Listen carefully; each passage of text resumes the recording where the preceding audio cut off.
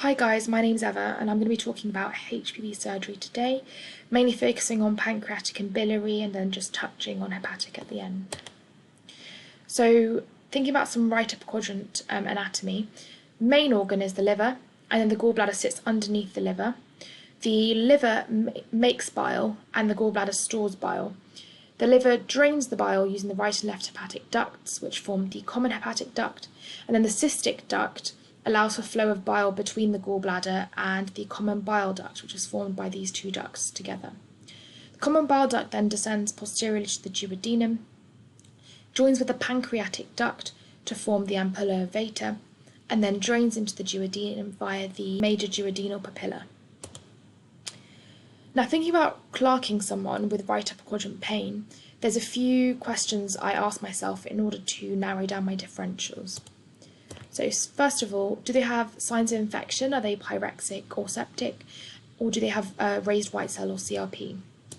If they don't, my main differential would be biliary colic. It's so common, you'll see it a lot. Always important to think about biliary tree cancer and pancreatic cancer, although often they present painlessly. And then lung causes, so you could have a lower lung mass causing compression in the area and pain, say in someone who's a bit older.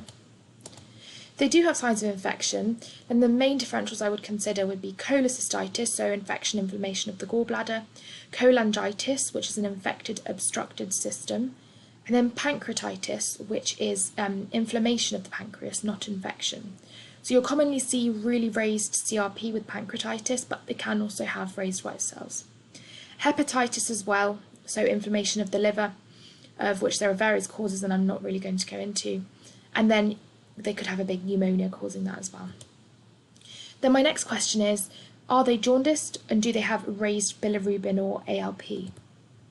So if they don't, my main differentials then would be cholecystitis and then pancreatitis, although pancreatitis can sometimes cause compression of the biliary system and present with obstructive LFTs. My main differential for obstructive LFTs and infection would be cholangitis, and we use Charcot's triad and Reynolds pentad, although I'd say they're more just used to kind of trigger questions when you're taking your history. Specifically jaundice fever, right up quadrant pain is important. I guess in older people you could have the confusion and low blood pressure as well. So if you're suspecting someone's got biliary disease or they're coming in with right upper quadrant pain, then what kind of questions should you be asking? So often in history of presenting complaint, people will have cramping, squeezing, or even colicky type pain they might describe it as. They will often have had it before if they've got gallstones. And they might be able to say, it comes on after I eat a McDonald's. And then never forget your systemic symptoms, then thinking about infection or thinking about weight loss, night sweats, if you're thinking about malignancy in someone who's a bit older. Here are some risk factors for biliary disease, can kind of be summarised in the five Fs. So female, fat, fertile, 40 and family history. Then on examination you could look for jaundice, feel for masses, specifically in the epigastrium. And then Murphy signs are actually quite commonly used, so it's where you ask the patient to take a deep breath while you palpate the right upper quadrant right underneath the ribs, and if that causes pain or if they kind of take a deep breath indicating they're in pain, then that's Murphy's sign positive. Thinking about investigation, so always do bloods VBG. VBG may need to look for lactate if you're worried about them being sick or septic. Always do a urine sample. In the elderly, they could be presenting atypically with a UTI, or in a young lady, it could be an unusual presentation of an ectopic, for example. Blood cultures if they're septic, and then the first investigation I would always request would be an upper abdominal ultrasound scan, and that's because it's the most kind of sensitive for right upper quadrant pain pathology. MRCP is then sometimes considered after the ultrasound if you can't get good views, and it basically uses MRI to light up the biliary tree, but I wouldn't necessarily be requesting that or the ERCP without senior advice. And then the ERCP is basically a combination of imaging endoscopically and also an intervention, because you can fish out the gallstones during an ERCP. But again, ask a senior about that. So this is an example of what an ultrasound scan would look like in someone who's got gallstones. So you can see the gallstones lighting up white here. You might see radiologists commenting on sludge as well. And then gallbladder wall thickness, indicating inflammation of the gallbladder. CBD dilatation is always commented on, and if it's abnormally large, then you might be thinking about, is there a stone there that we can't see causing the dilatation, or has a stone recently passed through? Then this is an MRCP image where you can see the gallstones lighting up black here. So as a junior, how would you approach managing these various differentials?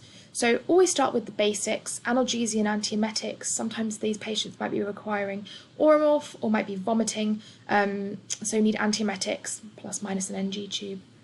For biliary colic, then you often can discharge these patients and then just list them for an elective lap chole.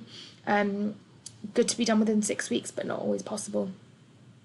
Then for cholecystitis, you'd add antibiotics onto that. And then NICE recommends a lap chole within a week in these patients. And that's because their complication rate and recurrence rate is so high, so they need to be operated on quicker to prevent the complications and recurrences. Then if someone's more frail or they've got an empyema, they're really sick, you can sometimes do a percutaneous cholecystostomy, which is kind of like a nephrostomy. It's a tube that goes straight into the gallbladder and it just stays in while it drains all the muck. Then cholangitis, commonly caused by gallstones. Again, analgesia, antiemetics and IV antibiotics. ERCP, as I mentioned, can be diagnostic but also therapeutic, so you can fish out the gallstones, and sometimes stents are used to keep the bile ducts open. And then again, if someone's a bit more frail, then you might do a PTC where you go through the abdominal wall, through the skin, as opposed to endoscopically. Then cholangiocarcinoma, this will probably be managed a lot more by a more senior team, but again, the basics, plus they might need an ERCP or PTC if they're unwell, and there's a blockage. Surgical resection is ultimately the treatment for it, but often these patients present quite late or are quite frail, and a palliative approach is used. So, touching on some pancreatic disease, I'd say you quite commonly see acute pancreatitis on the general surgical take. And just to reinforce, pancreatitis is not an infection, it is inflammation of the pancreas, caused by various things, and Get Smashed is a good acronym, of which gallstones and ethanol or alcohol are the two most common causes. So you very, very rarely see anyone come in that's not got pancreatitis caused by alcohol or gallstones. They'll commonly present with epigastric pain, sometimes radiating to their back, and then they'll be feeling really sick and vomiting. Their lipase and amylase is normally at least 3 times the upper limit.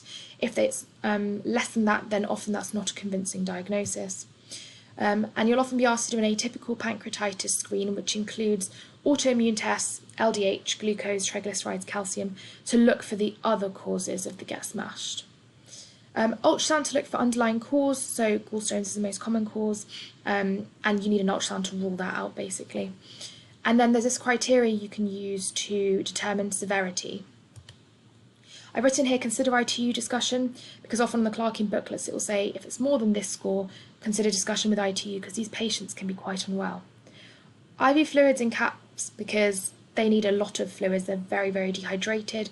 So if they're young, I would often just give them 2 hourly bag, 4 hourly bag, 6 hourly bag, and then some more maintenance if they can take that. Analgesia, antiemetics, plus minus NG. Pancreatic cancer, I'm not really going to touch on, but there's a bit of information here on the screen. So pancreatic cancer, I'm not going to go into detail, but painless jaundice, and you need to be thinking about it. Often an endoscopic ultrasound called an EUS is done for diagnosis, and again, resection is the mainstay of treatment, but often these patients can be quite unwell and present late, so palliative approach is often used. I'm not going to talk about pancreatic cysts, but that's something else you can look up. And then hepatic disease can be quite varied and needs another topic on its own, to be honest, but it can have various presentations from right upper quadrant tenderness to hepatomegaly. Commonly you'll see them presenting on the medical take with decompensated liver failure or deranged LFTs. And then the main surgical hepatic diseases that you need to know about are malignancy, so hepatocellular carcinoma being the most common, and liver abscesses, which can sometimes come under the general surgery take, which often are kind of managed with IR. But I would focus more on the biliary aspect and the pancreatic aspect of things, as those are the most common things you'll see on the general surgery take.